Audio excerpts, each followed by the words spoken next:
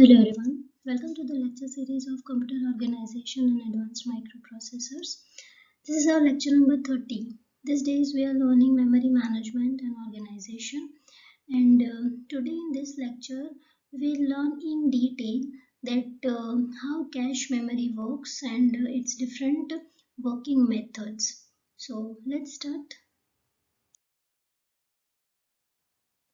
There are basically 6 different concepts with the cache, and we will learn each and every concept one by one. The first concept is the cache principle.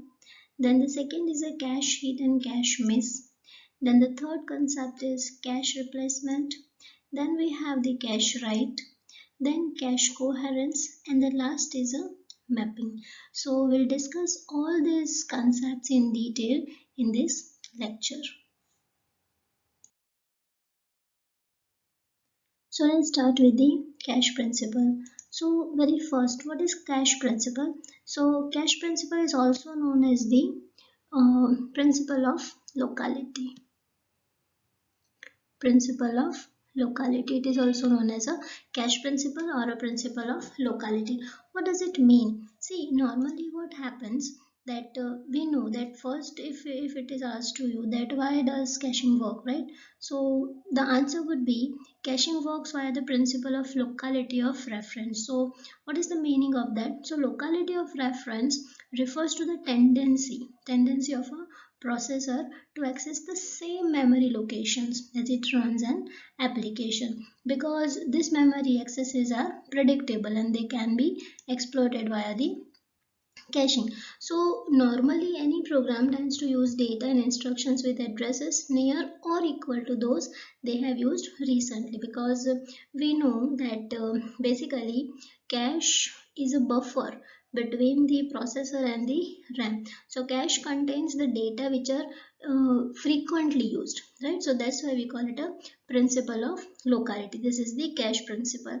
Now locality is basically divided into two substates. The one is a temporal locality and the second is the spatial. The first is okay. The first is temporal locality and the second is a spatial locality. There is also third locality is there. It is not we are going to learn. That is called the algorithmic locality. This is just for your knowledge. So what is the meaning of temporal locality? As you can see in the image, the temporal locality means what? See, this is the location, right? And it might be possible that this location, there are chances to access the same location again and again and again. So the recently referenced items are likely to be referenced again in the nearer future. So if there is a single location which has a chance to be accessed again in nearer future, that we call the temporal locality. And what is the meaning of spatial locality? Spatial locality means here we have one location and immediately after we have the another location. So there are chances that if I have used this location, means there are chances that I use the very next address, right? So spatial locality means items with nearby addresses tend to be referenced close together in time. So this is about the cache principle.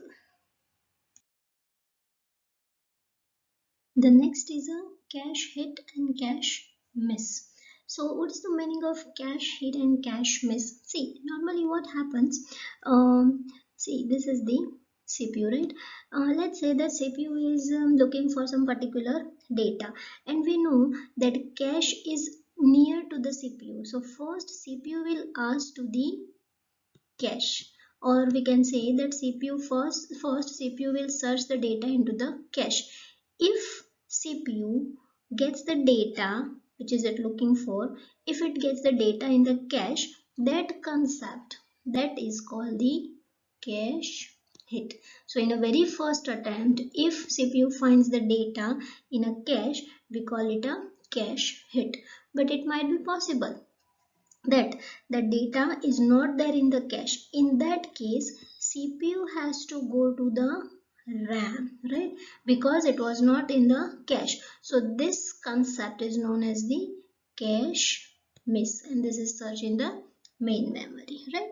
So it's very easy concept. So the cache hit and cache miss. Cache hit means it keeps a part of the program from the main memory, and when the CPU needs to access memory, the cache is searched first for the data. If the word is found in the cache, it is accessed from the cache, so that we call the cache hit. And in case if the word is not in the cache, then it searches into the main memory, and simultaneously word is also copied in the cache, and this idea or this concept is known as a cache miss, right? This is very easy one. There is a one formula for this cache hit ratio. So that it might be possible that someone asks that what is the cache hit ratio for the system particular, for that particular operation. So the formula is cache hit ratio is equal to cache hits, total number of cache hits, divided by total number of cache hits plus total number of cache miss, and all multiplied by 100%. So this is called the cache hit and cache miss. Okay, so the next concept is a cache replacement. So what is cache replacement? Before we go in the theory portion, let's understand this with one example, one diagram. See, we know that here we have the RAM, that is your main memory. Then we have cache, and here you have your CPU, right? Your processor is here. Now what happens, we have already studied about the cache hit and cache miss. Suppose CPU is looking for some data in the cache, but the data is not there in the cache. In that case, CPU will go to the RAM, right? And it will get that data. Let's say that this is the data. This is the data. But now CPU cannot work directly on this data because it is in the RAM. So first it has to bring this data into the cache. But here the cache is full. The cache is full. There is no space. There is no space to bring this data. So now what it has to do? So in this case, what it has to do? First, it has to make a space over here. Let's say this data is here. So it has to send this data over here, and then it can bring this yellow data over here. So what we are doing ultimately, we are replacing the data. We are replacing the blocks of the data, right? So now after replacing, my yellow block is over here in a cache, and my red block is over here in the RAM. So this is the cache replacement. So in case of the cache miss, the required block is copied into the cache. But suppose the cache is full, then some block from the cache memory needs to be deleted and space should be created for new block, right? But we cannot delete it directly, so we just replace it. And which block should be deleted? There is a question, right? Or which block should be replaced? There is a question. So for this, to make this replacement happen, we have total four different algorithms we have, right? The first algorithm is a random choice algorithm. Second is a first in first out. Then we have least frequently used and the least recently used. So these are the algorithms for cache replacement policy. Okay, so the next concept is a cache write. What is cache write? Let's understand this with one example.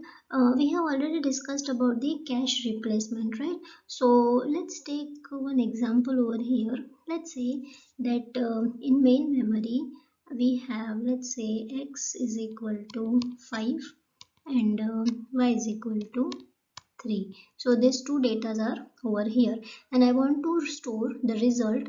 I want to perform x plus y, and I want to store the result in z. So I have three different memory blocks, or the locations x, y and z, and in x I have 5, in y I have 3 and z. In the z I am going to store the result. Now processor has to perform this x plus y, but this data is there in the main memory. So in that case it has to bring this x and y in the cache. Yes, so let's say now my x is over here and y is over here, right? So x is a 5 and y is a 3. Now CPU is performing x plus y operation. So what I got as a result? I got 8 as a answer. As a result I got 8.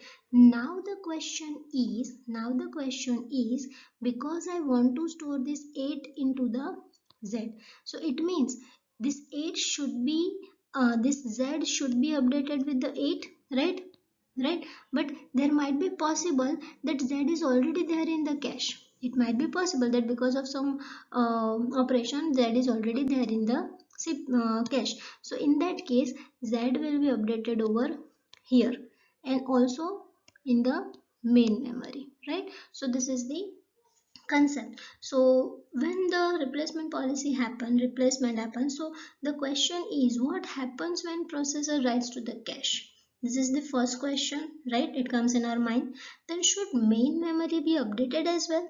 We have already seen with the case of the z that z is there in the main memory. If z is not there in the cache, in that case I have to update the main memory, right? Means if the address of the result to be stored is not present in the cache memory, then the main memory gets updated with the result. But if the address is present in the cache memory, then there are two possibilities. Then there are, because see here z is already there, z is already there and I have updated 8. In this case, in the case when your output or the resulted location is there present in the cache, of course it will be there in the main, but it is there in the cache. In that case we have two different possibilities. First possibility is a write through and the second is a write back. What is the meaning of this two possibility? See, in a write through, what happens? Store the result in the main memory as well as in the cache memory. Means immediately after performing the addition operation on x and y, CPU will update z is equal to 8 as well as z is equal to 8 in the main memory. Means both the locations will be updated at the same time, and that concept we call write through policy. Write through means both the locations will be updated at the same time. But the second possibility, store the result in the cache memory only. Because it might be possible that RAM is busy or processor is busy somewhere else. In that case, store the result in the cache memory only. Means in this case it is also only updating the z is equal to 8. It is only updating z is equal to 8. Main memory is still blank, so they store the result in the cache memory only, and later on when replacement takes place, result will be stored in the main memory. So the write through policy says okay, so the write through policy says that both the locations will be updated at the same time, while write back means write after some time, that we call the write back. So this is the cache write concept. Now let's see write through and write back in little bit more detail. Okay, so in cache write we have two different policies. Write through policy is there and write back policy is there. Let's take this example. See here in a main memory we have x is equal to 100 and I just want to update the value of x from 100 to 300. Now if I'm following the write through policy, in that case my main memory x value would be 300 and x of in a cache would be 300. Means cache and main both will be updated at the same time. But in case if I am following the write back policy, in that case as you can see that cache. X is equal to 300 updated, but X is equal to 100 is same is as it is in the main memory. And here you can see that there are chances to of ambiguity, because for a single variable, that is X, we have different values in 100 and second in a 300. So which value we should consider? So this is the problem with the write back that we will see that how to solve. But in a write through policy, what happens? Write through policy updates the main memory whenever the cache changes, that we know, right? Second point says every time main memory access is required.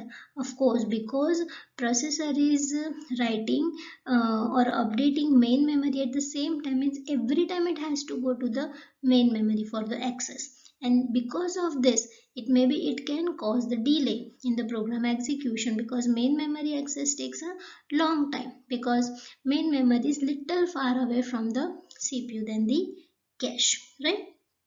So this is the write through policy.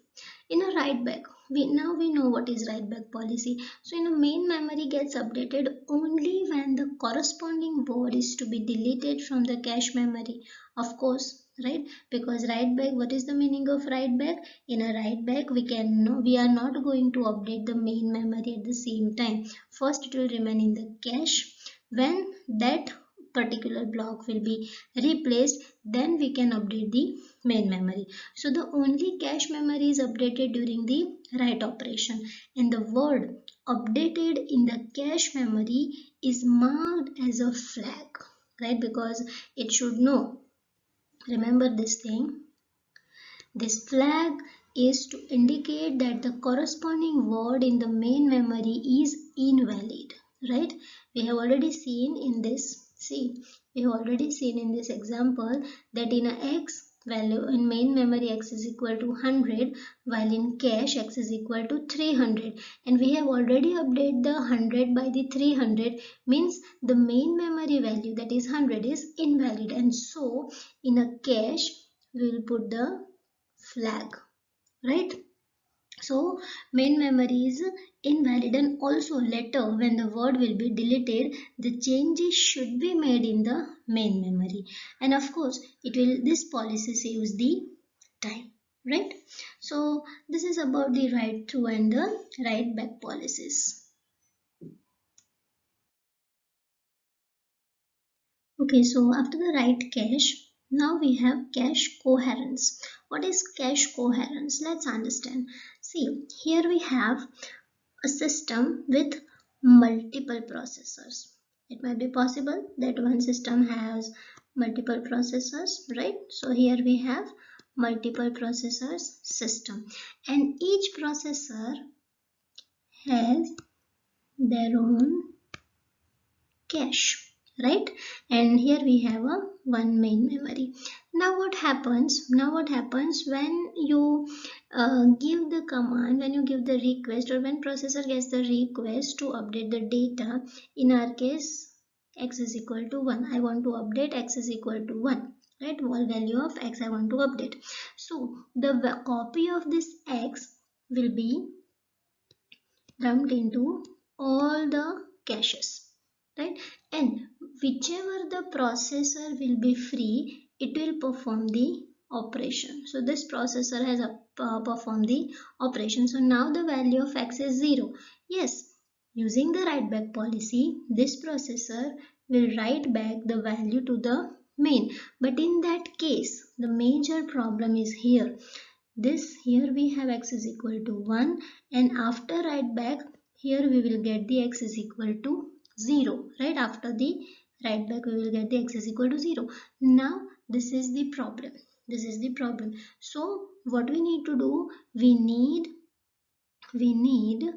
to sync all this cache, right? We need to sync all this cache memory, and this is nothing but the cache coherence problem. So in a shared memory multiprocessor system with a separate cache memory for each processor, it is possible to have many copies of shared data. one copy in the main memory and one in the local cache of each processor that requested it. Now, when one of the copies of data is changed, in our case x is equal to 0, the other copies must reflect the change, right? So the cache coherence problem is the challenge of multiple local caches synchronized when one of the processors does a store operation or a write operation. So this is called the cache coherence problem. This is called the cache coherence problem. Okay, so now we know that what is cache coherence problem, right? So now let's see what is the solution for this problem. So for this, basically we have two different solutions. One is based on software and hardware, that is the combination of software and hardware, and another is only based on the hardware. Now what happens in this case? In the first case, that is the software and hardware base, in software approach, the compiler marks the data that are invalid. We have already studied this, that in a write back policy, because in a main memory the data is invalid, so processor will mark the data or a block of the cache valid, or it will put the flag. So only valid data are stored in the cache. And for the hardware, all cache attached to the bus, right? We have already seen in the previous image that all the cache are attached to the bus, and if there is any write operation based on the method, it updates the data, whatever the method it is. So in this case, the job of the bus is to monitor the network constantly. This bus will monitor the network constantly, and this technique is called the Snoopy cache controller, because what bus is ultimately doing, bus is doing the snooping, right? So this we call the Snoopy cache controller, in which bus monitors the network constantly, right? And generally the prefer write, so normally we prefer the write through policy, because we know that write through policy is something in which processor updates the main as well as the cache at the same time. Of course, it is little bit slower. It makes the it it slower the operation, but still write through policy is better to avoid such type of ambiguities, right? So this is the solution for cache coherence. Our last working with cache is a mapping, and it is quite big topic, so we'll see this mapping technique in the next lecture. So it was all about the working with the cache, right? So study well, happy learning, thank you.